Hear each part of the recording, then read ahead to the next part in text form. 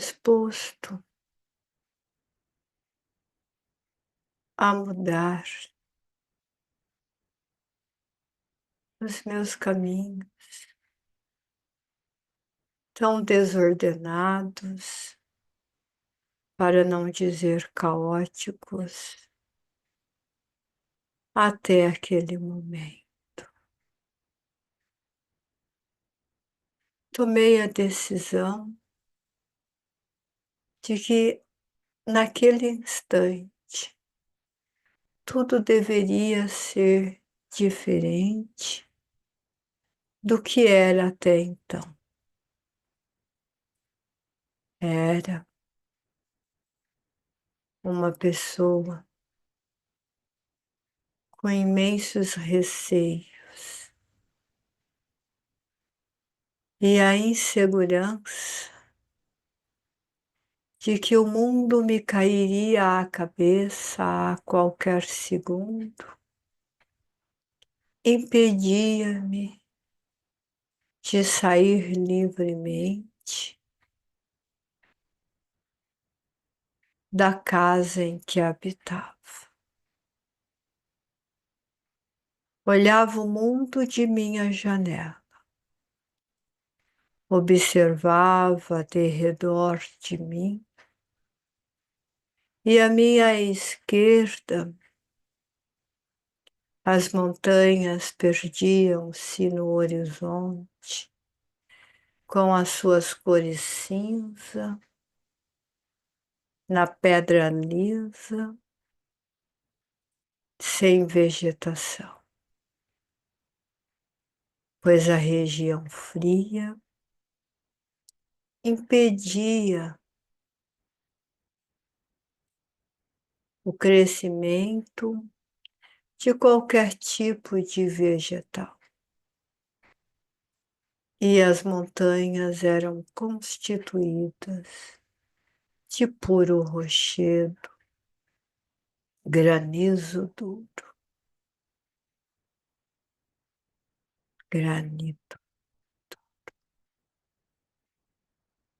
A neve permanente e imponente vestia cada uma delas como um manto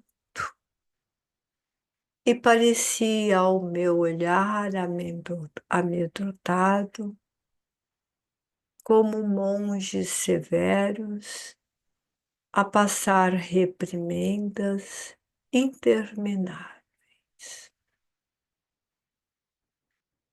Um pouco mais ao centro, o caminho se abria e perdia-se no nevoeiro, mas contava-se as pessoas que um pouco abaixo, além daquela névoa, havia uma vegetação verde, uma pastagem vigorosa e animais formosos e pessoas simpáticas que habitavam aquela região. Para mim, parecia mais histórias para encantar as crianças do que realmente alguma coisa verdadeira. Mais à minha direita, as altas coníferas subia-se vale adentro, mostrando que esta região, apesar de hostil, era constituída de ambientes bastante diferentes que aprenderam a coabitar-se uns com os outros e interagir para sobreviver. O meu mundo, quase sempre constituído da imensa janela,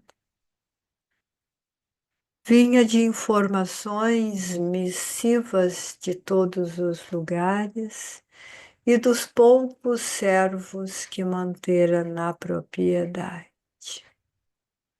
Acostumara-me ao silêncio e à solidão. Mas até mesmo a solidão pode ser cansativa e dolorosa. Sentia falta de uma voz meiga e encantadora. E por que não dizer?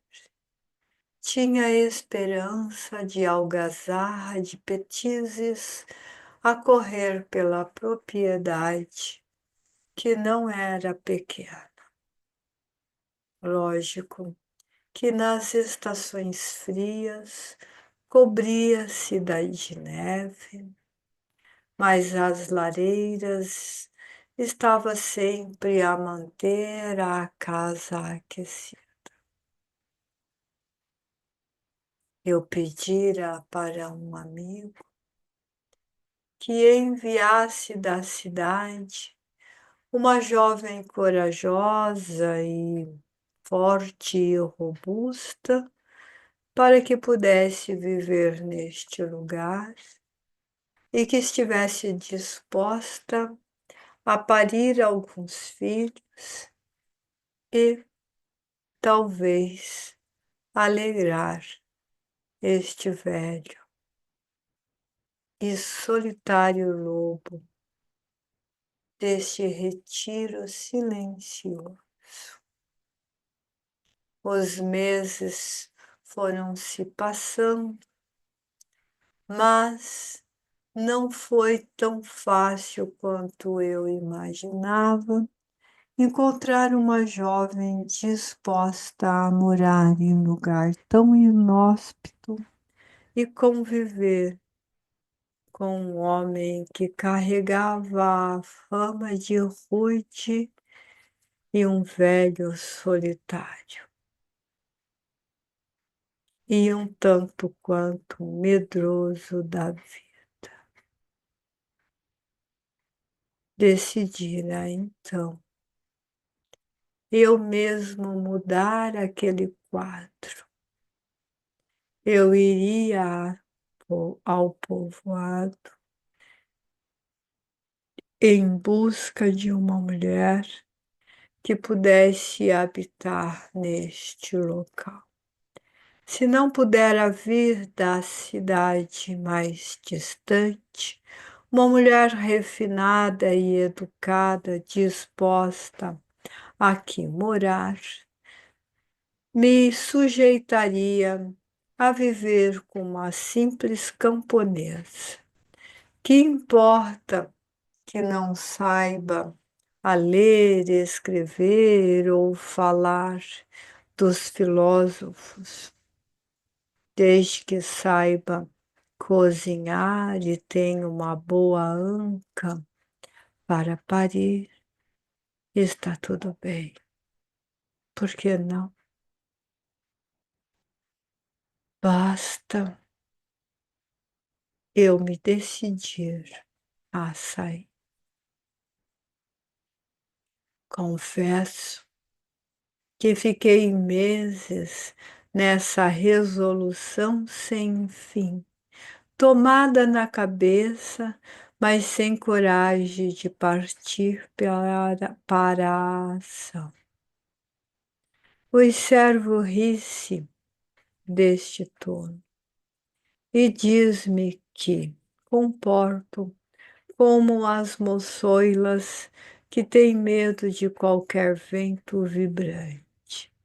Não podem compreender que eu, apesar de ter 1,80 m de altura, ombros largos, acostumado à rude vida deste lugar, tenha sensibilidade de ler e estudar, alma educada, preparada para uma vida fina, construído nos colégios e nos salões, educação refinada, preparado para a vida. Seria um gentleman, um homem, namorador talvez, teria uma família e, quem sabe, uma meia dúzia de amantes. Porque qual homem não é folgoso em sua própria natureza? Como explicar aquela noite estranha em que, caminhando pelas ruas, de repente, deparo-me com um ser tão diferente de mim mesmo? Olho e pergunto: o que te aconteceu? Por que estás ferido e caminhando na rua? Por que não foste a um hospital? Ele me olha e diz: estás a falar comigo? E eu digo: sim, com quem mais falaria? Não há mais ninguém aqui na rua, a noite já é tarde e está na hora de descansar. Já tomei bastante do vinho e já diverti no braço das damas da noite. Hora de recolher nos finos lençóis para permitir que o efeito etílico se vá. Feliz és você, porque podes fazer todas estas coisas e eu não. Por que que não podes fazer estas coisas? É porque eu morri num duelo infeliz e traiçoeiro, um duelo de jogo sujo, um duelo onde perdi a vida porque o meu parceiro de duelo jogou sujo, muito sujo, trapaceou. E desta maneira, cá estou morto, sem poder nada fazer. Ninguém me ouve, ninguém me escuta, e eu só quero e só desejo vingar-me daquele que agiu como um lobo cruel na noite. Arrepiou-me toda a alma, todo o cabelo. Não podia crer no que ouvia. Aquele homem ferido que não procurara um hospital estava a dizer que tinha morrido num duelo traiçoeiro. E eu estava não só vendo, como falando com um fantasma num beco escuro da cidade. Saí a correr.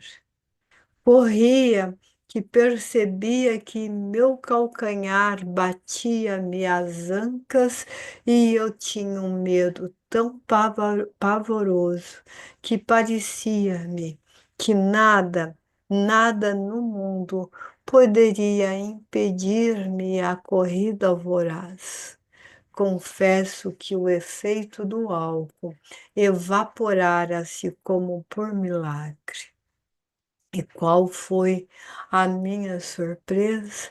Que ao chegar no local que estava hospedado, hospedaria de luxo, lá estava o homem ferido, que parece ter voado, corrido, sei lá eu o que, mais do que eu, porque chegara antes mesmo de mim. Não fujas de mim, porque agora que encontro alguém que pode falar comigo, eu preciso que me vingues, que diga que o duelo foi uma traição, que não foi limpo, que na verdade eu venci. Que o vencedor é um mentiroso, é um homem sujo, é um corrupto e não pode levar assim o prêmio desta vitória. Imagina se eu queria ouvir um fantasma a falar-me no ouvido. Fiquei quase louco, tentando fugir de um lado para o outro, mas ele não saía do meu quarto. Pedi aos camareiros que expulsasse dali.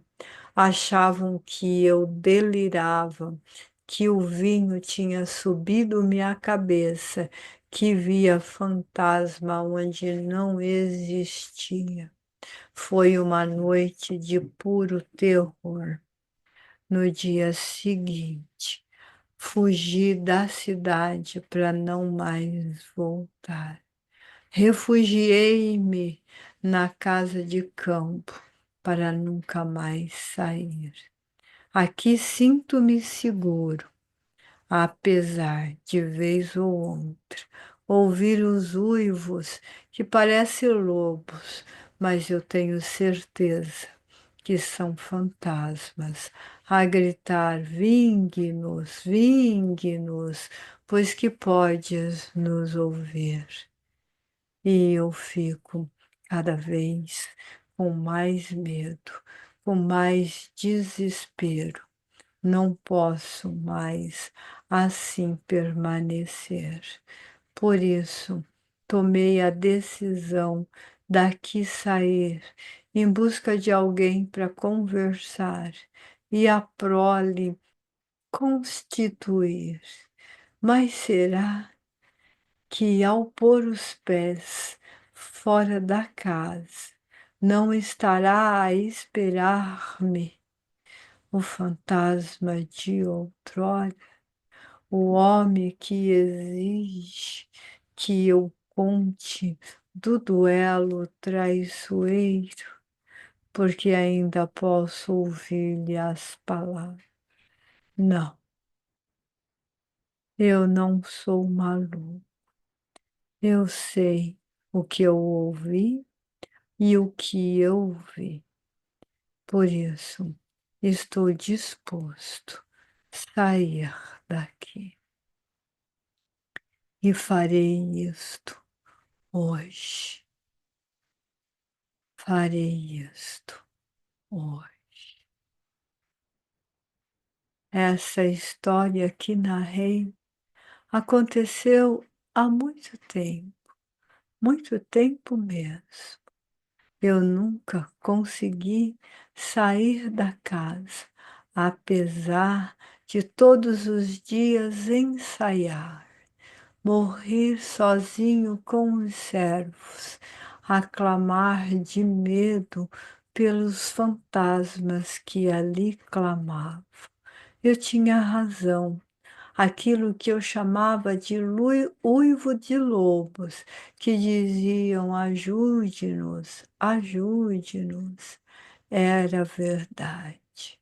Quando morri, percebi que a morte, na verdade, não existe e que quando estamos presos a uma ideia infeliz, podemos muito tempo mesmo persistir e ficar preso ao lugar.